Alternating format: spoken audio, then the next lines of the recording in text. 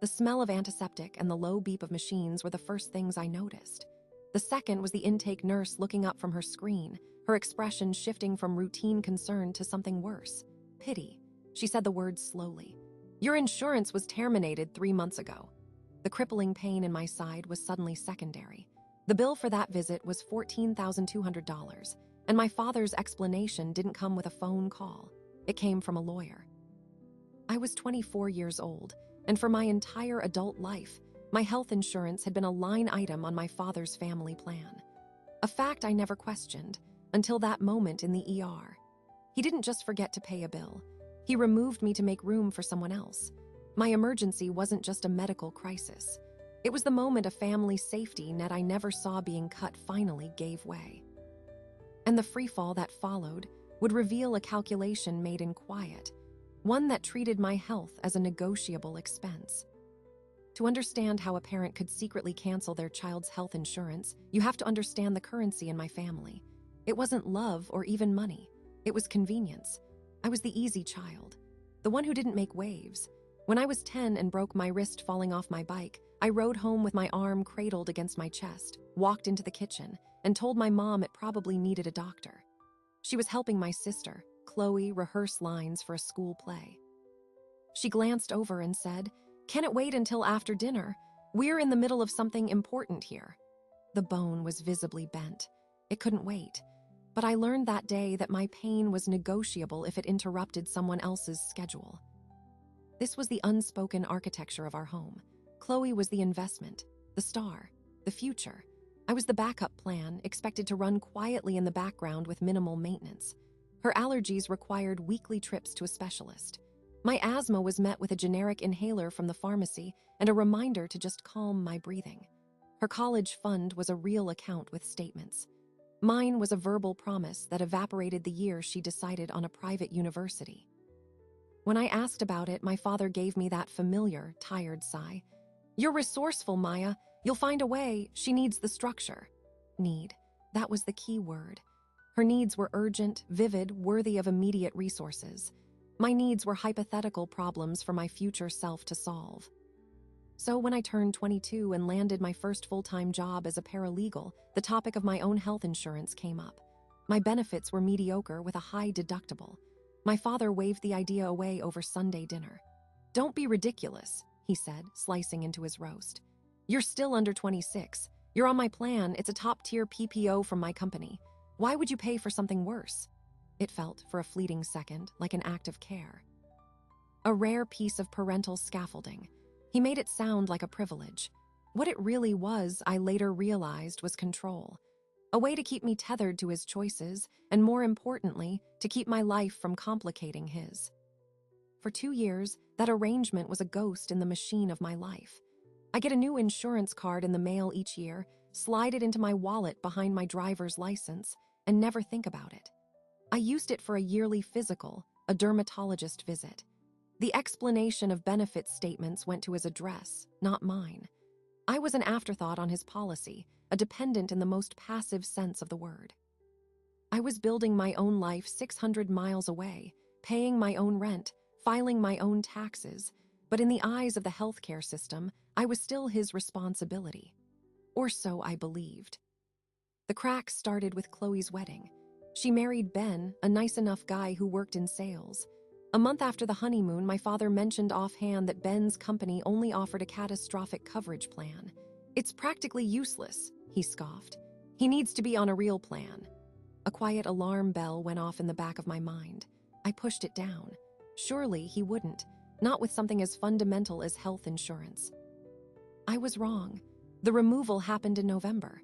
A simple online form on his insurer's portal, a few clicks. He later claimed he sent me a text. I never received it.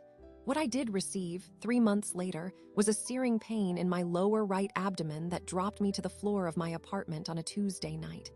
Appendicitis doesn't send a calendar invite. It just arrives. My roommate drove me to the emergency room, her knuckles white on the steering wheel as I curled in the passenger seat, each bump in the road a fresh jolt of fire. The intake process was a blur of questions until we got to insurance. I recited my member ID from memory, the one on the card I hadn't looked at in months. The nurse typed, frowned, typed again. Then came the words that changed everything. This policy terminated for this dependent on November 15th. I stared at her. That's impossible. Call it, please. She made a call to the verification line, her voice low. I watched her face, hopping for a shrug, an apology for a system error. Instead, she hung up and met my eyes. I'm so sorry. The primary policyholder removed you. The reason on file says added other dependent. Added other dependent. In that moment, the math was sickeningly simple. My spot had been given to Ben. My health had been swapped out for his. The nurse, to her credit, moved quickly. It doesn't matter right now. EMTALA means we have to treat you. Let's get you back. The law required them to stabilize me, but it didn't require them to do it for free. As they wheeled me through the double doors, the pain was now twin snakes, one in my gut, one coiling around my future. The surgery happened. I recovered. The first bill arrived 2 weeks later, a crisp white envelope among the junk mail, $14,200.16. For the ER visit, the CT scan, the appendectomy, the overnight observation. I called the hospital billing department, my voice shaky. I explained the situation. The representative was polite but firm. The policy was canceled prior to service. You are responsible for the full chargemaster rate. I asked about financial assistance. She sent a link to a 30-page application requiring tax documents, pay stubs, bank statements, a full autopsy of my financial life. My next call was to my father. It went to voicemail. I texted him the amount, a photo of the bill, no response for hours. Finally, a text bubble appeared, then his reply. Maya, we can talk about this later. Very busy with Ben's job transition. Don't worry, we'll figure something out. We. The word felt like a trap. I wasn't part of his we anymore. Ben was. I spent the next month in a state of low-grade panic, negotiating with the hospital, setting up a payment plan I couldn't possibly maintain, $500 a month for almost 3 years. I skipped meals to make the first payment. Then the second bill came. The anesthesiologist was out of network, $2,300, separate from the hospital. Then the surgeon's fee, another $1,800. The mountain of debt was multiplying. I called my father again, this time demanding answers. His tone was defensive, then exasperated. Maya, you're an adult. Ben needed the coverage. His job is unstable. You have a stable job. I thought you could get your own. This is what being independent means. He had weaponized my greatest survival skill against me. My independence, born from his neglect, was now his justification for abandoning me in a medical crisis. That's when the letters started. Not from the hospital, but from a debt collection agency. Thick, official envelopes with a law firm's logo in the corner. The first one was a formal notice of placement for collection. The second, a week later, was a settlement offer for 60% of the total, still over $9,000 I didn't have. The third letter wasn't an offer. It was a threat, a lawsuit. They were preparing to file against me in civil court to garnish my wages. I was 24 years old, staring down a legal complaint for a debt I incurred because my own father decided my body was less worthy of protection than my brother-in-law's. I had 1 week to respond before their deadline passed. I didn't hire a lawyer. The state did. Because when a debt collection lawsuit is filed against you and you have no way to pay, you become a statistic, a case number in the civil docket. The letter gave me 7 days to respond. On day 6, I sat in the cold, fluorescent light of a legal aid clinic, my hands shaking as I handed the paralegal every piece of paper I had. She scanned them, her expression neutral. This is a textbook medical debt case, she said. But the origin story is something else. Her name was Anya. She was maybe 10 years older than me, with the calm demeanor of someone who has seen every flavor of family disaster. She explained the process. If I ignored the lawsuit, they would get a default judgment. Then they could garnish 25% of my take-home pay. They could empty my bank account. They could put a lien on any future property. We'll file an answer, Anya said. Buy us time. But to fight this, we need to attack the source. Why were you uninsured? That question sent me down a rabbit hole I wasn't prepared for. I called my father's insurance company, pretending to be him. I got nowhere. Then, I filed a formal request for my entire claims history and policy documents as the dependent of record. What arrived 2 weeks later was a bombshell in a manila envelope. The cancellation form was dated November 3rd. In the box marked Reason for Dependent Removal, my father had checked other and written in neat print. Dependent over age 18 has alternative coverage available. It was a lie. I had no alternative coverage. But that lie was the insurance company's golden ticket. It meant they didn't have to offer me COBRA continuation coverage. It meant they could wash their hands of me immediately. My father hadn't just removed me. He had fraudulently told them I was already covered elsewhere. I confronted him with a recorded phone call. Anya advised it, and it was legal in my state. His voice was weary, as if I were a persistent customer service issue. Maya, it was a box on a form. I didn't think they'd check. I had to put something so the system would let me add Ben. Your sister was worried sick about him. There it was again. My sister's worry outweighed my actual medical emergency. He continued, "Look, I'll call them, tell them it was a mistake. Maybe they can reinstate you retroactively." Hope, that treacherous little flame, flickered for a moment. He called me back 2 days later. "No dice," he said. "They said once a dependent is termed, it's permanent. They can't backdate coverage, but I talked to the hospital. I told them you're my daughter and we'll work it out. They said they'd put a hold on collections for 30 days. It felt like a lifeline, a pathetic, frayed one, but something to grip. I thanked him. I felt a sickening pull back into the old dynamic, grateful for the crumb of effort. The hold on collections lasted exactly 17 days. Then, a new letter arrived, not from the original collection agency, but from a second one. The hospital had sold the debt, for pennies on the dollar. The new owner was a notorious bottom feeder in the medical debt market, a firm with a reputation for aggressive, relentless tactics. The settlement offer was gone. Now they wanted the full $14,200 plus interest, plus their collection fees. The total had ballooned to over $16,000, and they were restarting the lawsuit clock. My father's intervention had done nothing but delay the inevitable and make the enemy angrier. Anya was furious but not surprised. "Hospitals do this all the time," she said. "They sell debt portfolios to the highest bidder to get it off their books. The new owner has every legal right to collect. Your father talking to the billing department is meaningless. He has no financial obligation. You do." The walls were closing in. I was having panic attacks at work, hiding in the stairwell, trying to steady my breathing. I was the easy child, breaking quietly. Then a break. A tiny technical crack in the armor. While reviewing the policy documents, Anya noticed something. The plan was governed by ERISA, a federal law for employer-sponsored insurance. And under ERISA, the plan administrator, my father's employer, had a fiduciary duty to act in the best interest of all plan participants, including dependents. They couldn't just process a removal request without verifying its accuracy. "They accepted a blatantly false reason," Anya said, a spark in her eye. "We can argue they failed in their duty. If we can prove they didn't do due diligence, we might be able to force them to reinstate your coverage for the date of service." It was a legal long shot, but it was a thread to pull. We drafted a formal appeal letter to the plan administrator, CCing the insurance company. We attached evidence. My pay stubs showing I had no employer-sponsored insurance at the time, screenshots of my state's insurance marketplace showing I had no active application. We argued that their acceptance of the false reason constituted a wrongful termination of benefits. We demanded reinstatement and that they cover the ER bill. The response took a month, a single paragraph on corporate letterhead. "The plan relies on the representations of the primary subscriber. We have no obligation to investigate the veracity of removal reasons. The termination stands." They had circled the wagons. My father had thrown me under the bus, and his employer's insurance plan had driven over me, then backed up to make sure. The stress was making me physically ill. I lost 15 pounds. My hair started thinning. I was 24 and my body was manifesting the financial terror I carried every day. I was trapped in a nightmare where the person who was supposed to protect me had handed the weapon to the people now trying to bankrupt me. That's when the first social media post appeared.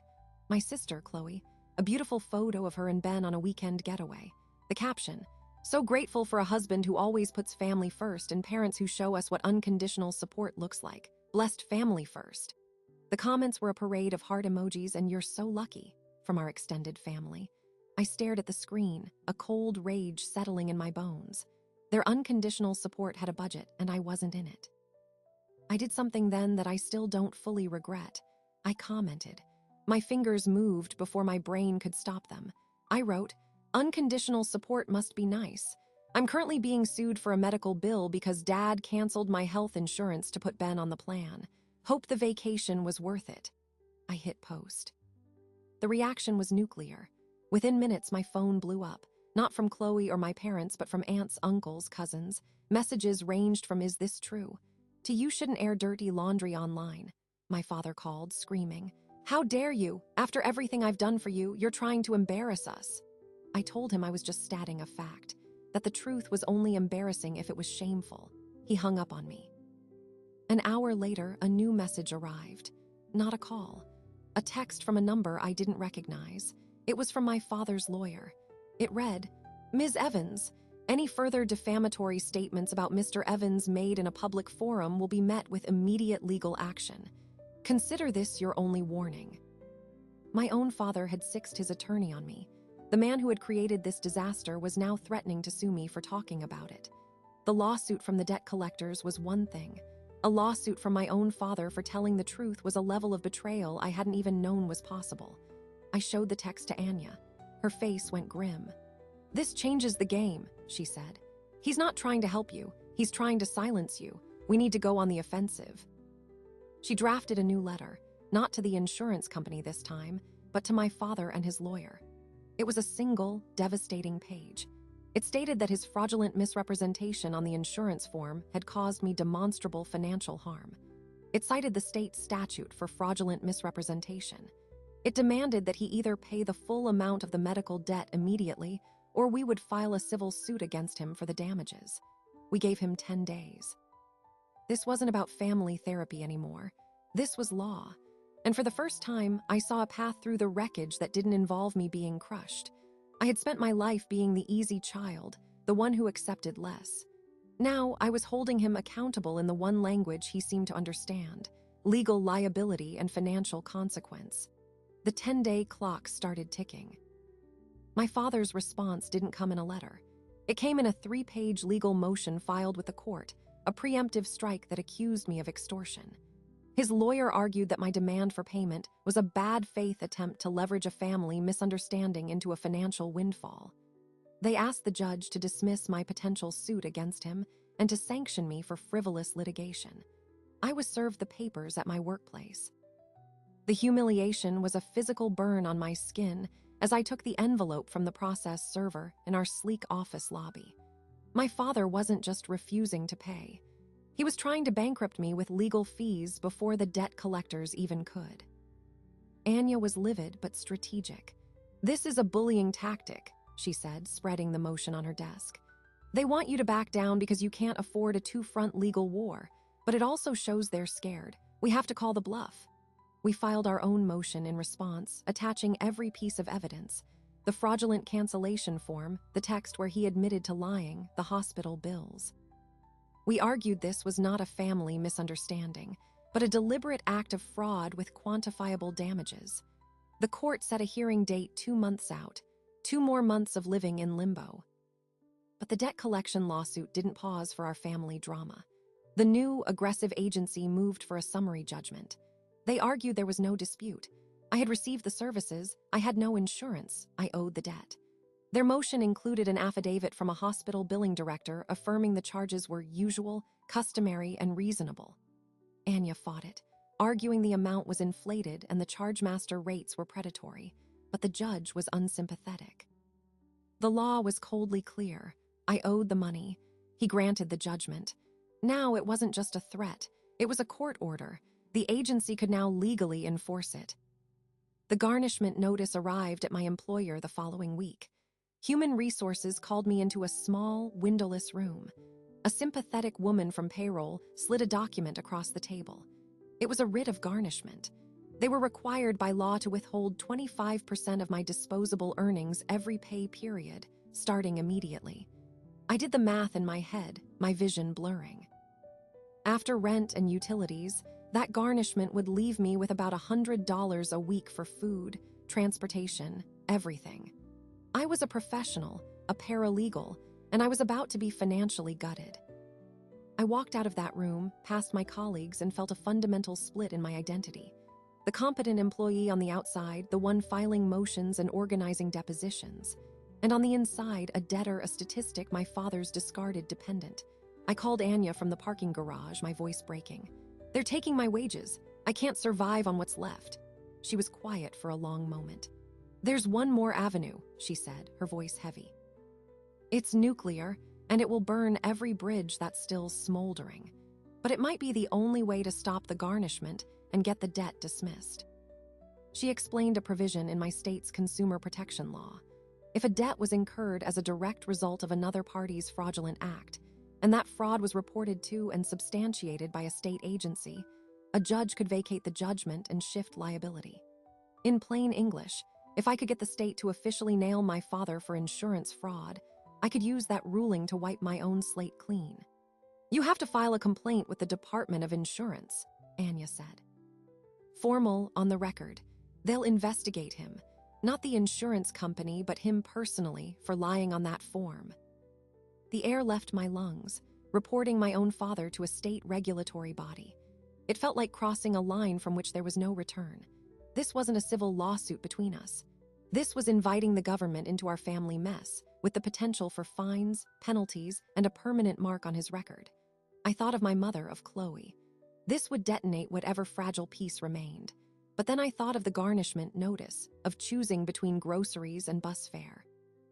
Of him sitting comfortably in his home, having replaced me without a second thought. My survival was on one side of the scale. His comfort was on the other. The scale was no longer balanced. I filed the complaint. The online form felt sterile. I uploaded the documents, typed out the chronology, cited the statute. I clicked submit. A confirmation email landed in my inbox. "DOI complaint number 472-901, under review." The fallout was swift, but not from the state. It came from my mother. She called me, not crying, but with a cold, furious clarity I'd never heard before. "How could you do this to your father, to this family? Do you know what an insurance fraud investigation could do to his job, his reputation? You're trying to destroy him over a bill." I tried to explain, to talk about the garnishment, about the $16,000. She cut me off. "Money comes and goes, Maya. Family is forever.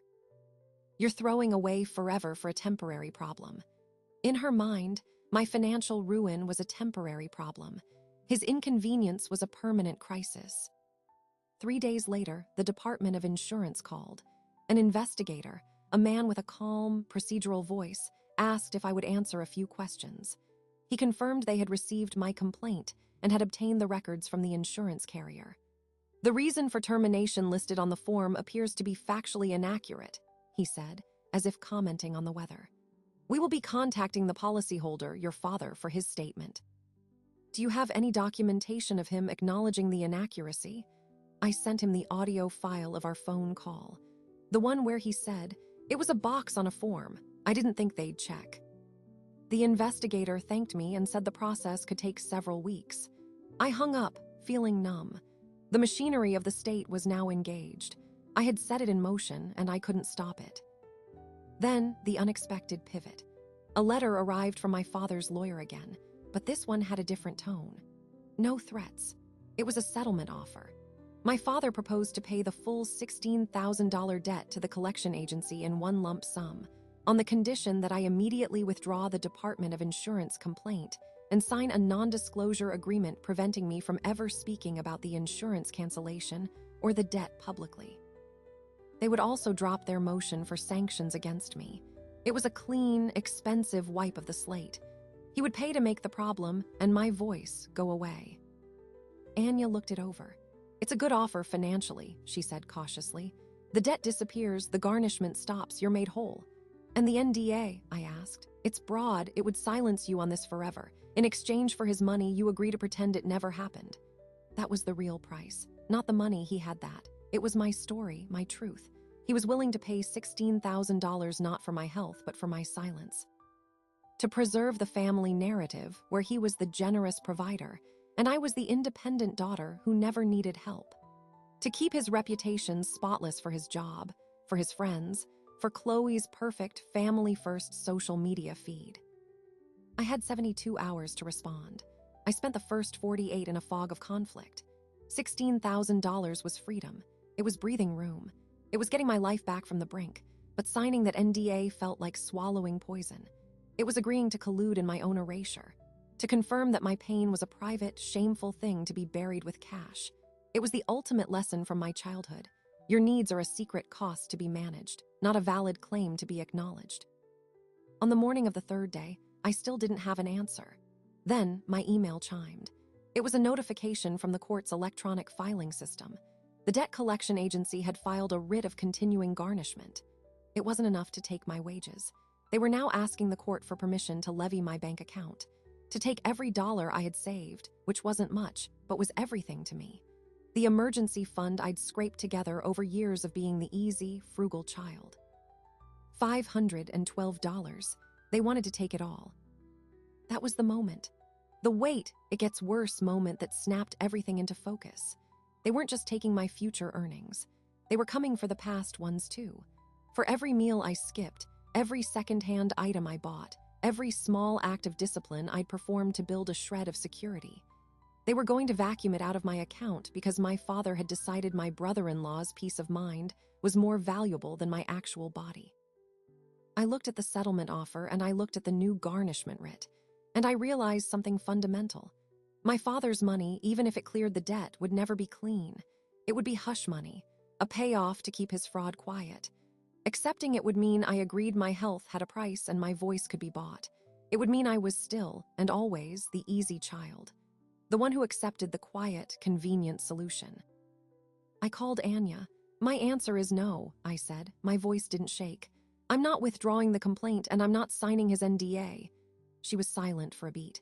Okay, she said, and I could hear a trace of respect there. Then we fight, on both fronts. We fight the garnishment with a fraud complaint, and we let the Department of Insurance do its job. I hung up and drafted my own one-sentence response to his lawyer. The settlement offer is rejected. I will not withdraw my complaint. I sent it. There was no going back. The bridges weren't just burned, they were blown to dust. I had chosen truth over a paid-for silence, even if the truth came with a crushing price tag. I was no longer just fighting a debt. I was fighting for the right to tell the story of how I got it. The state's investigation was now the only thread left holding me above the abyss. The notice from the Department of Insurance arrived on a Tuesday. It wasn't a letter. It was a formal notice of proposed action addressed to my father. The state wasn't asking questions anymore. It was stating conclusions. Anya called me, her voice buzzing with a controlled energy. They found it. They found probable cause for a violation. They're proposing a fine and a formal reprimand that will go on his record with the department. He has 30 days to request a hearing to contest it. The investigator had listened to the audio, reviewed the form, and deemed the false statement a willful violation of insurance code.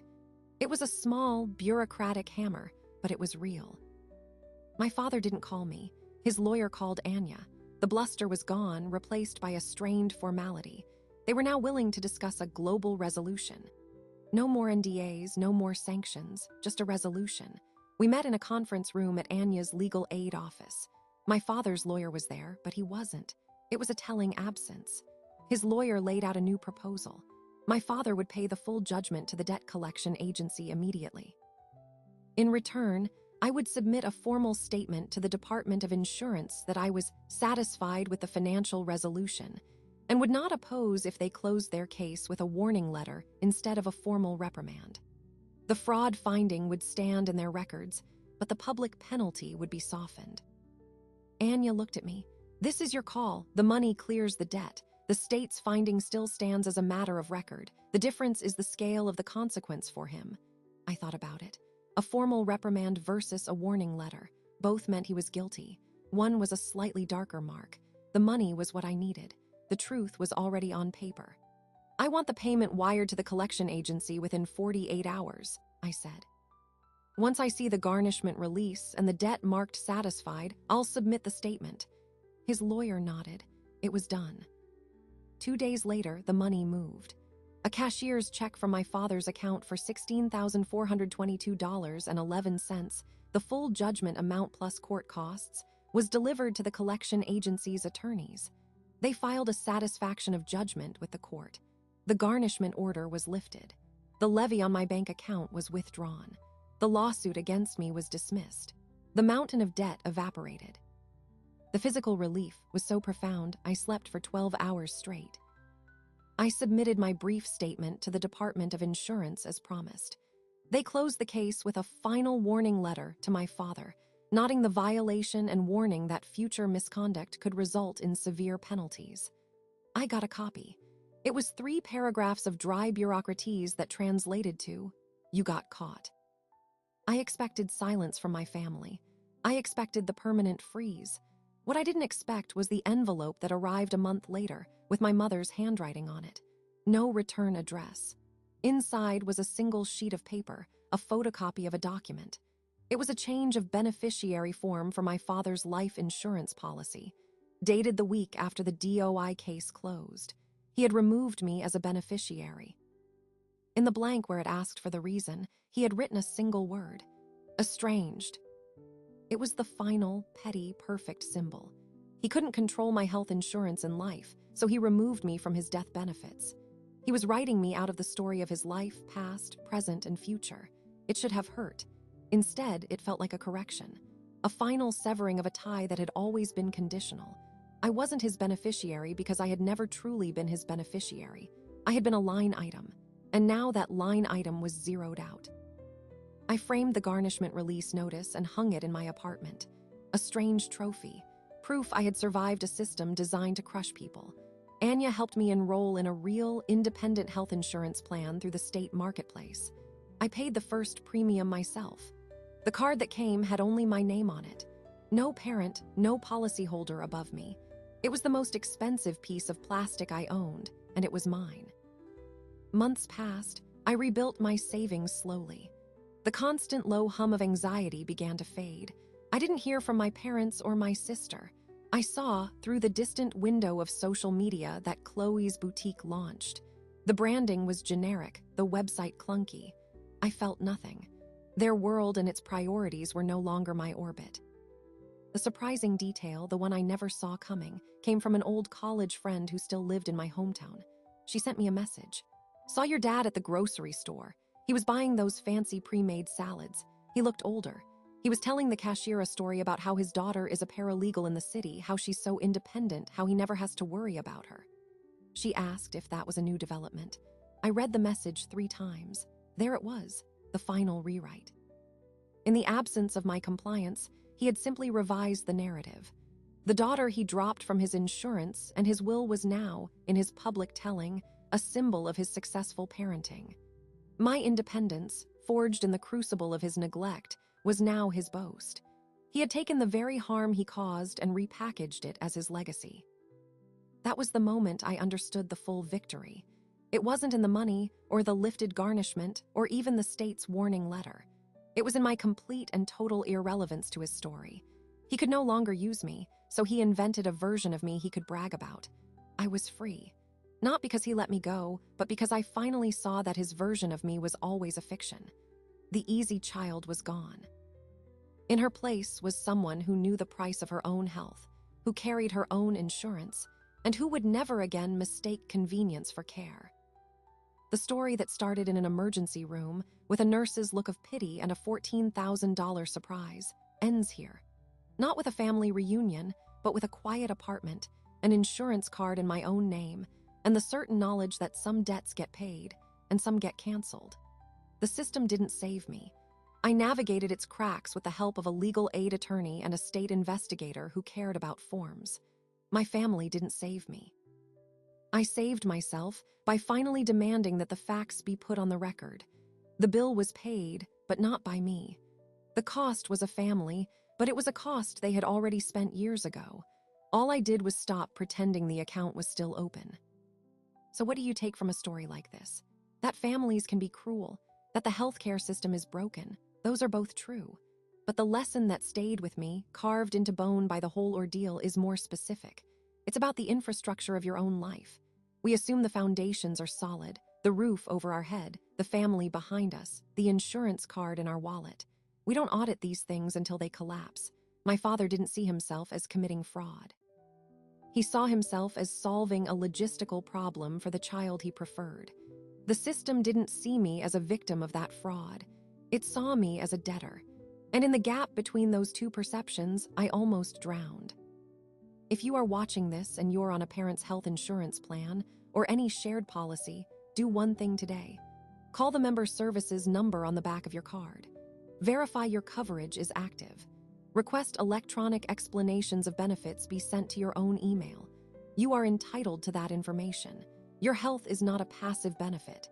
It is an active condition of your survival. Treat it with the vigilance it deserves. And if you are in a family where you have always been the easy one, the reliable one, the one who gets the quiet nod instead of the loud celebration, pay attention to what that reliability is costing you. It might be your financial future. It might be your health. It might just be your peace. Favoritism isn't always about grand gestures. Sometimes it's the quiet subtraction of support, justified by the very strength it took from you. I don't tell this story for sympathy.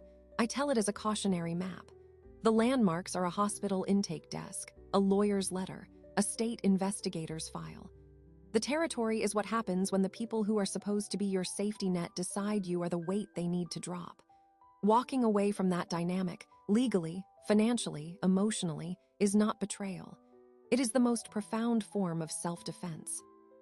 Our team here is dedicated to crafting stories that explore these raw, real-life fractures. All our narratives are fictional, but they're built from the truths so many of us face. The silent contracts in families, the hidden pitfalls in systems, and the courage it takes to reclaim your own story. If this resonated with you, if you've ever stood at your own version of that intake desk, share this with someone who needs to hear it. Subscribe for more journeys into the difficult choices that define us. Because sometimes, the most important ride you'll ever take isn't in the car they bought for your sister. It's the bus you board alone, toward a future you insured yourself.